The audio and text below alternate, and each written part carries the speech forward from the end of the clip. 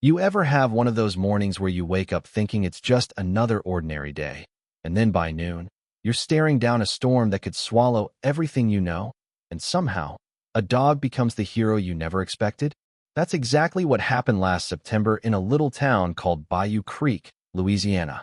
I mean, Bayou Creek is the kind of place where everybody knows everybody, and life usually moves at a slow, easy pace, with the scent of magnolias in the air and the occasional slow roll of traffic down Main Street. But that morning, the clouds were heavy. The wind had that low growl to it that makes your skin tingle, and the kind of rain that falls like someone's dumping buckets from the sky started turning the streets into rivers before most people had even finished their coffee.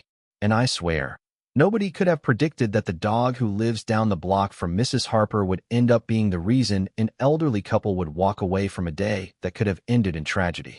Now, let me tell you about that dog, because if you met him once, you'd never forget him.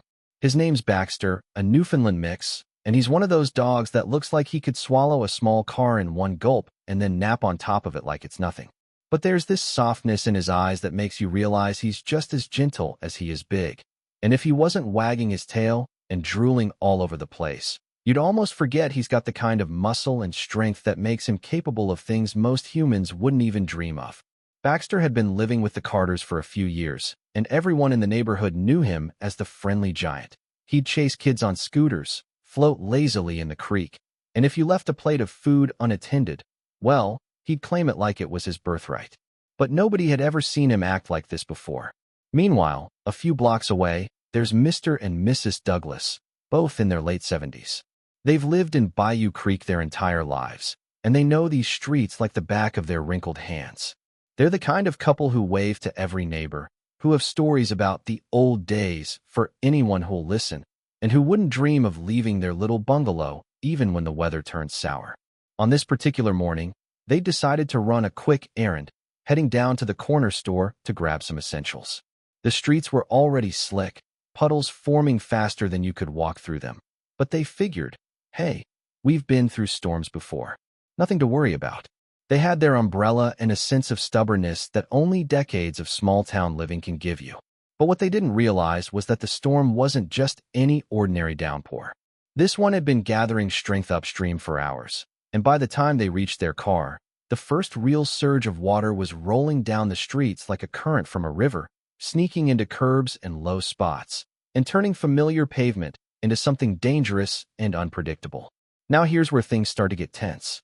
The Douglas car, a small sedan that had seen better days, was parked right at a low point on Maple Street. And as the rain kept hammering down, the water started to rise faster than anyone expected. Within minutes, the water was creeping up over the tires, then the doors, and by the time Mr. Douglas realized just how high it was getting, the car was practically floating, rocking with each push of the current. He tried to start the engine to move to higher ground, but water had already gotten in, and the car refused to budge. Mrs. Douglas, sitting beside him, was wide-eyed, clutching the dashboard as the first small waves lapped against the seats. Panic set in almost immediately. This was the kind of situation you read about in the news, not the kind you think will happen to you on your way to the corner store. And right at that moment, when it felt like they were trapped and the world was tilting sideways, a familiar bark cut through the roar of the rain. Baxter, that massive, goofy, lovable giant of a dog, had seen the rising water from his yard across the street, and, sensing that something was wrong, had bounded straight into the storm. And I don't mean he casually walked. He didn't stop to sniff a puddle or chase a leaf. He sprinted full tilt through water that was already chest deep on him, moving with a purpose that was almost human in its intensity. People on porches were leaning out, jaws dropping, shouting, "Baxter, no!" But Baxter didn't care. You could see it in the way his ears were pinned back and his eyes locked on the Douglas car. He knew something was wrong, and he wasn't going to let them face it alone. He got there in what felt like seconds, though of course, it was longer than that because it's raining so hard and your brain is screaming at you to move faster than you ever have. He swam up alongside the driver's side, positioning himself so that he could offer support in any way he could. Mr. Douglas froze for a second, unsure if this was a dream or real life, while Mrs. Douglas whispered something like, "Is that Baxter?" And I swear, the bark that came back sounded almost proud, like he was saying, Yes, it's me, and we're getting you out of here. At this point, the tension is unbelievable. The water is rising with every second, and Baxter is doing something that no human could manage alone. He's trying to nudge the door open, pushing with his snout, his paws bracing against the submerged pavement. The couple is panicking, and it's obvious that even getting out of the car will take some courage, because stepping into that current could sweep you away in an instant. But there's this strange calm that comes from watching Baxter work. You see the focus in his eyes, the deliberate effort, and it hits you that this dog has made a decision. He's going to save these people, no matter what. And then, almost like a miracle, the door gives just enough for Mr. Douglas to swing it open, with Baxter supporting and guiding him as he slides into the water. He's huge, but not clumsy, and somehow he manages to act like a living lifeboat for the couple, nudging them towards slightly higher ground, against the current, step by careful step. The neighbors are yelling, some calling 911, others just standing frozen. But the image of this massive dog, chest deep in murky, swirling water, holding on to his people and refusing to let them go, it's one of those things that sticks in your head forever. It's like watching a scene from a movie, but it's real life, and every drop of rain, every slap of water against the car, every terrified glance of the elderly couple just makes it more intense. Baxter's fur is plastered to his body, rain running down his muzzle, and yet he doesn't stop. He doesn't hesitate. And the way he looks at the Douglases, you can tell he understands the stakes. It's not about treats, or praise, or toys. It's about them, and nothing else. By the time they make it to a curb that's finally above the rising water, you could see the relief washing over everyone.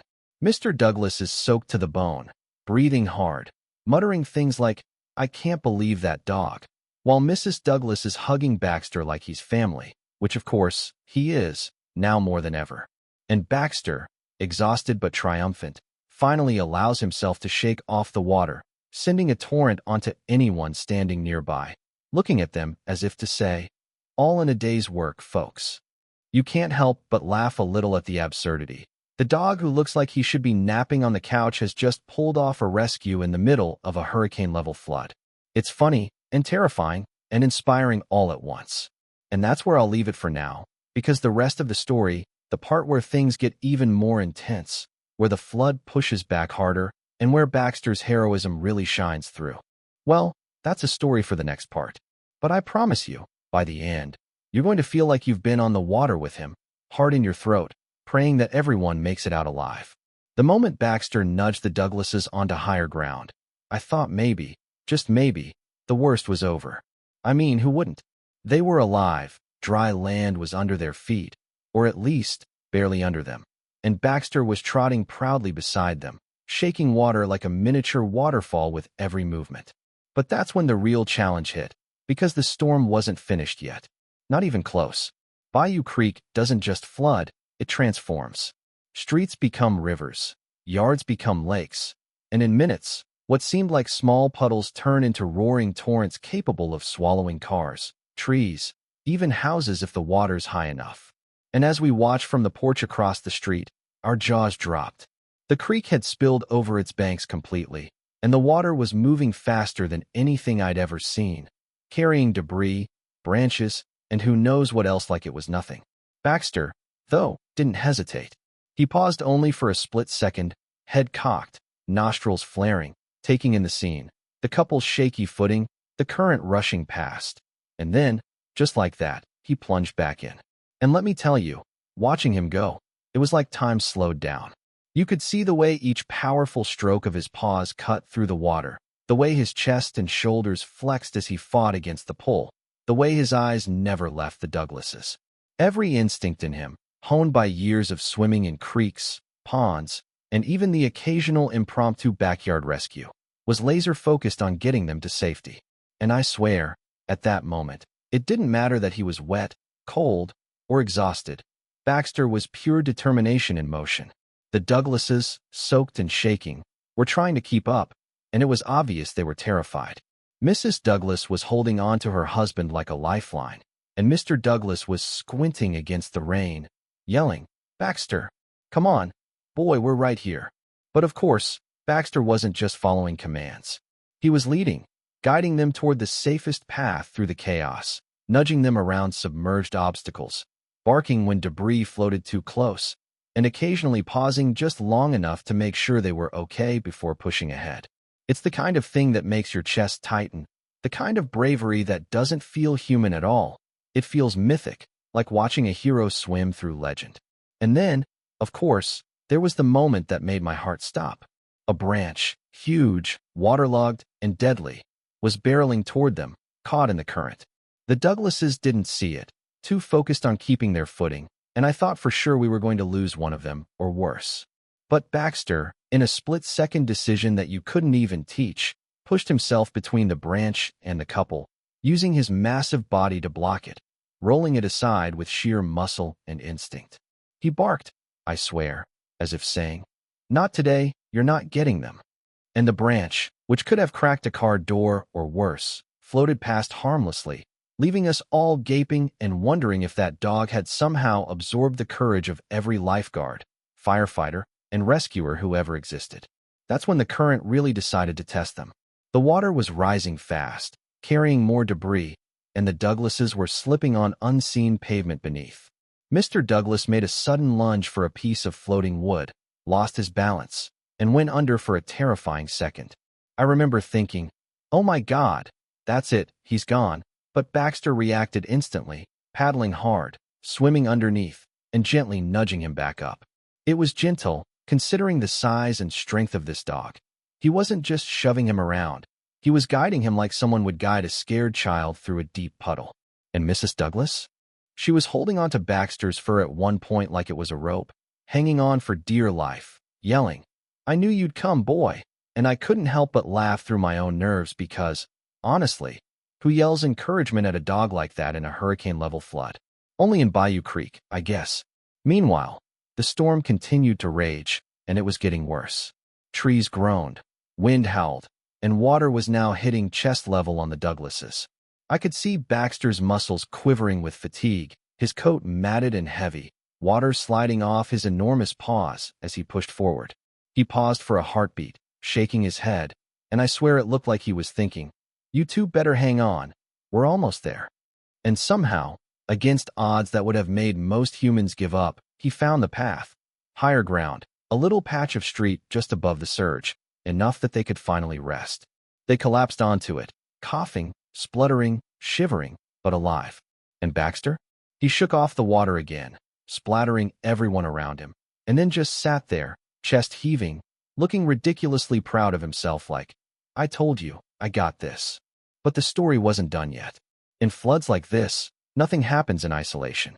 As the Douglases tried to move toward their home, a sudden rush of water slammed into them, stronger than anything they'd faced, and knocked them off their feet. And for a terrifying second, I thought we were going to lose them again. But Baxter reacted without hesitation, swimming straight into the current, gripping Mr. Douglas's sleeve gently with his teeth, pulling him back toward safety, while nudging Mrs. Douglas with his snout like a coach yelling, "Keep moving." The coordination, the timing, the sheer willpower of this dog. It was like watching choreography, only the stakes were life and death. Neighbors had started coming out with makeshift ropes, calling for help, but Baxter had taken control. He was leading the Douglases step by step, weaving through the water, avoiding debris, and at one point, I swear, he even barked at a floating trash can like it had insulted him personally, nudging it aside so it wouldn't topple the couple. It was ridiculous and heroic all at once. And then, just when we thought we'd seen everything, a gust of wind slammed a small tree limb against Mrs. Douglas's shoulder, and she cried out. Baxter reacted instantly, turning sideways in the water, using his body as a shield until she could regain her footing. I think everyone watching held their breath for a good 30 seconds, and I'm pretty sure a few people said a prayer or two. Finally, after what felt like an eternity, they reached the side of the street that was just above the floodwater. Mud, rain, debris everywhere, but they were safe. Exhausted, trembling, soaked to the bone, but alive. And Baxter, for all his size and strength, wasn't done being dramatic. He shook himself again, sending water spraying in every direction, then flopped onto his side, panting, eyes half closed, looking like he expected a medal or at least a treat. And the Douglases? They just hugged him, crying, laughing, shivering, thanking him over and over, while he looked at them like, "You're welcome, but can we go home now?" By then, the rest of the neighborhood had arrived, and suddenly it wasn't just a couple of people watching a dog do something incredible. It was everyone. People were clapping, cheering, laughing in disbelief, some with tears streaming down their faces. Kids were pointing, neighbors were taking videos. And through it all, Baxter was calmly accepting the praise, tail wagging, chest heaving, completely unfazed by the attention. And the Douglases? They were holding on to each other, still shaking, still dripping, still muttering things like, "I can't believe it. I can't believe he did that." Which is exactly what we were all thinking. The next few hours were chaotic, but also strangely beautiful. Firefighters arrived, neighbors helped clear paths, and everyone kept glancing at Baxter like he was some kind of legend come to life. The couple managed to make it back to their home safely, wet, muddy, exhausted, but alive, entirely because of a dog who didn't think twice about plunging into a storm to save them. And I swear, in that moment, Baxter wasn't just a pet or even a hero. He was a force of nature, a living reminder of loyalty, courage, and the kind of instinctual bravery that humans can only hope to emulate. Somewhere between the chaos, I remember thinking, if I ever need someone to save me in a flood, I want a Newfoundland mix named Baxter by my side. And honestly, I'm not sure the Douglases would disagree. They were sitting there on their porch later, wrapped in blankets, sipping hot tea, petting Baxter, and still wide-eyed.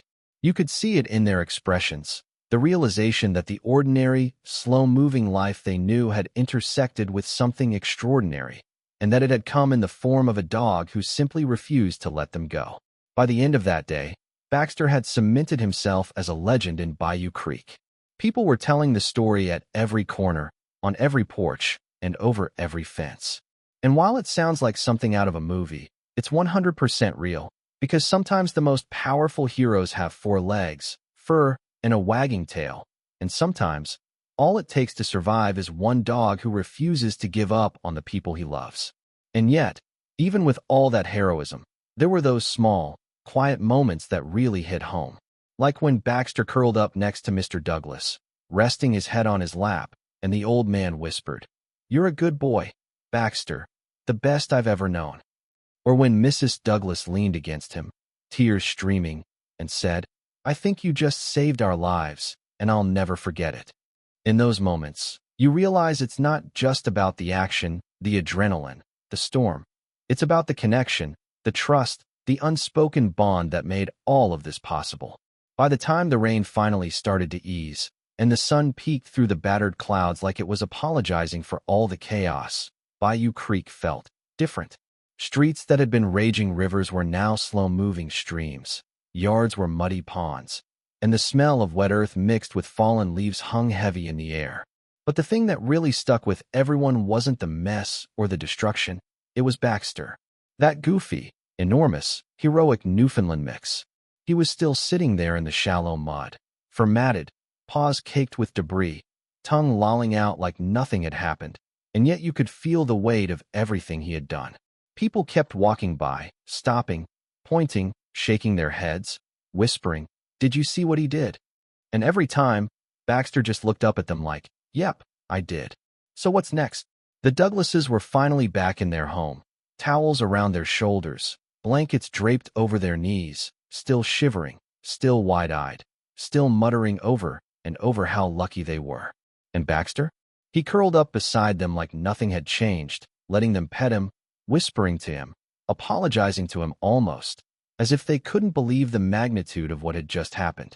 And that's the thing about moments like this. They leave you speechless.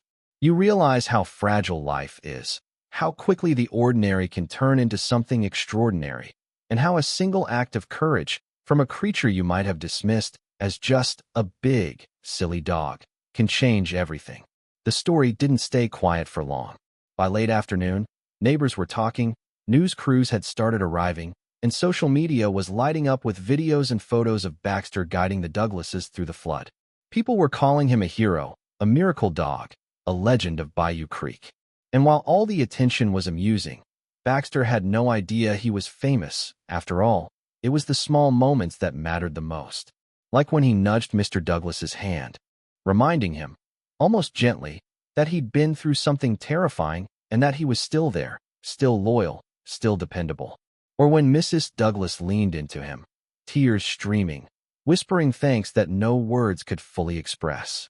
In those quiet, human moments, the heroism felt tangible, warm, and deeply personal.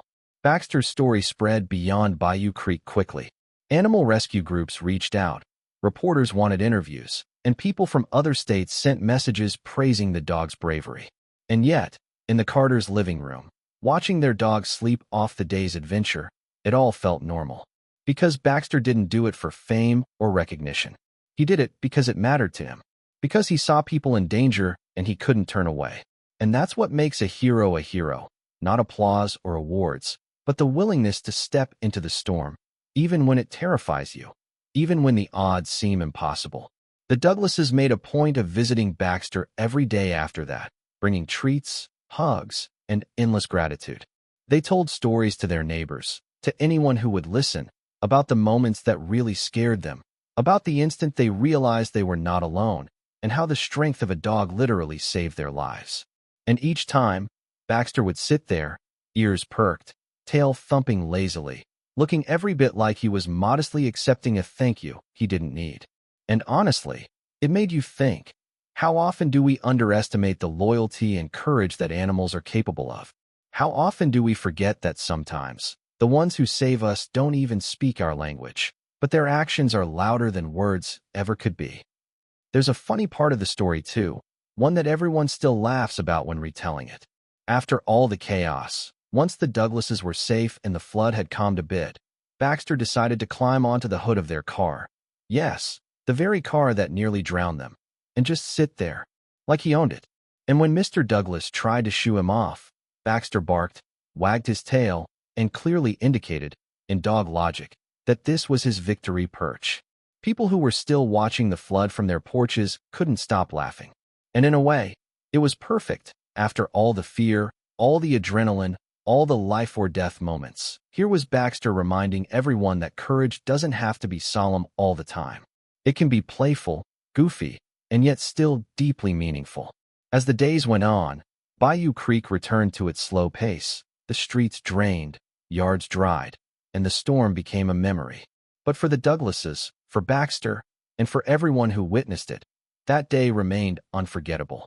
The couple became closer than ever, grateful not just for survival, but for the reminder of the goodness in the world. Sometimes it comes on four legs, with a wet nose and a tail that won't quit wagging. Baxter became a local legend, yes, but more importantly, he became a symbol of courage, loyalty, and the unspoken bond between humans and animals. And there's a lesson there for all of us. Life is unpredictable. Storms come, chaos arrives, but sometimes help comes in forms you never expect. A friend, a neighbor, or yes, a big Newfoundland mix who will wade into danger without hesitation. And maybe that's the thing that sticks with you the most. That in the darkest, most frightening moments, there are acts of pure, instinctive courage that remind us why we keep going, why we care, and why we can believe in heroes. Even the ones with fur, for paws, and a goofy grin. I like to think about that day often, imagining Baxter padding down streets, sniffing puddles, completely unaware of the lives he'd saved, yet leaving an indelible mark on everyone around him. And when I close my eyes, I can still see Mrs. Douglas clinging to him, Mr. Douglas murmuring a shaky, "Thank you, boy," and Baxter, chest heaving, tongue out, wet and triumphant, looking at the sky like he's saying, "I told you I had this." It's the kind of image that lingers, that stays with you, that makes you laugh, cry, and marvel all at once. So what would you do if you were in that situation? Could you step into a storm and protect someone else, just because it felt right? Could you trust a dog to guide you through something terrifying? That's the question I keep asking myself, and it's the same one I hope stays with you after hearing this story. Because Baxter's heroism wasn't flashy or calculated, it was instinctive, loyal, and fearless. And it reminds us that sometimes, the bravest acts come from those who don't even speak our language, but who speak to our hearts in ways we'll never forget. And if you take one thing from this story, let it be this. Look around you, appreciate the loyal friends you have, two-legged or four-legged, And never underestimate what courage, love, and a little bit of determination can accomplish. Share a hug, a pat, a thank you, because you never know when someone, or some dog, is going to step into your life and change it forever. And if you've ever had an experience with a heroic dog, or even just a moment where an animal surprised you with bravery, drop it in the comments, because stories like Baxter's deserve to be heard, celebrated, and remembered. Bayou Creek went back to normal, the Douglases went back to their routine, and Baxter? Well, Baxter went back to being Baxter, sleeping in sun puddles, chasing leaves, stealing the occasional snack. But for everyone who saw him that day, he wasn't just a dog anymore. He was a reminder, a symbol, a legend, and a hero in the truest, most heartwarming sense of the word. And honestly, I don't know if I'll ever see a story like that again, but I know this. Courage comes in many forms, sometimes big, furry, and wet, and when it shows up, it can change your life in ways you never imagined.